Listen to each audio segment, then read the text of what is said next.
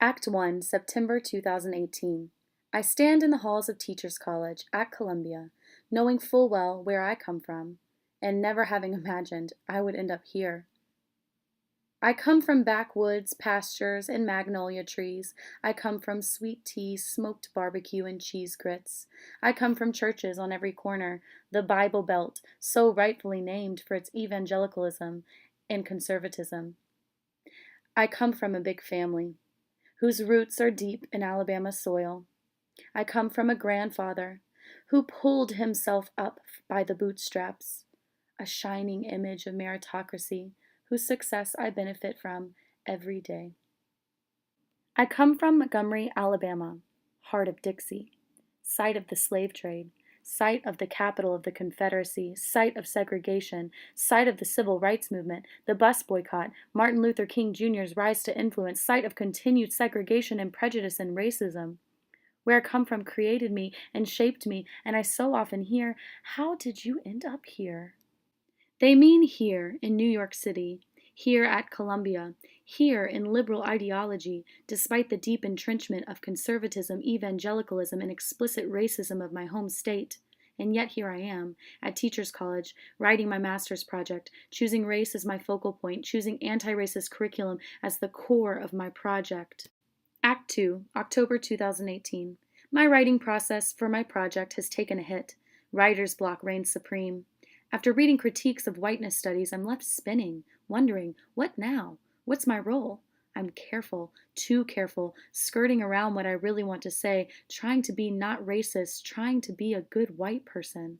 And then, at my teaching job, vandalism fills our building, a Jewish temple, slurs, sprawled along the stairwell, down the hall from where I teach my students, teach them about diversity, race, racism, and power. Act 3, November 2018. The election comes, some losses hit me hard. Several black women on my Instagram feed blame white women. White women who voted for Cruz in Texas. White women who voted for Kemp in Georgia. White women who voted for white supremacy. White women who are all over this country. White women whose reasons for voting are... Calling them racist touches a nerve because I know them. I know these white women. I used to be one. Of course I'm still white. I'm still a woman. But I've separated myself from the white women who voted this way, haven't I? My quest to be a good white person now translates to be a good white woman. I'm still unaware that doing anti-racist work doesn't make me not racist or a good white person. Act 4, December 2018. What is your goal? My professor asks. Do you want to make people care? Because you can't do that. Bring awareness, maybe, but make them care, no. I sigh. I guess that's what I'm trying to do. In a different context on a different day, a colleague says to me, maybe you can't change people's minds, but you can make them aware. In a different context on a different day, a podcast host says, maybe you can't change people's hearts, but if they stop saying problematic things in front of you because you challenge them on it, then that's a win. Act 5, May 2019. 6 months later, my project is finished, but my work isn't. The anti-racist work is iterative, is ongoing, is still swelling inside of me, begging me, keep going, don't stop. The dialogue we began at my job for my project continues on.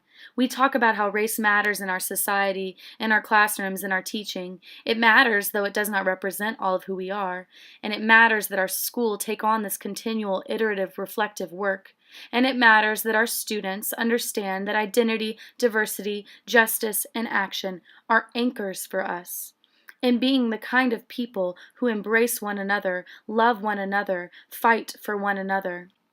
It matters that I, a white woman from Montgomery, Alabama, an educator to students in a predominantly white school, an aunt to a biracial niece, a sister-in-law to a Southern black man, a daughter to 2 very conservative parents, a member of this racialized society in which we live. It matters that I keep moving, keep working, keep fighting, keep becoming an anti-racist pedagogue and leader.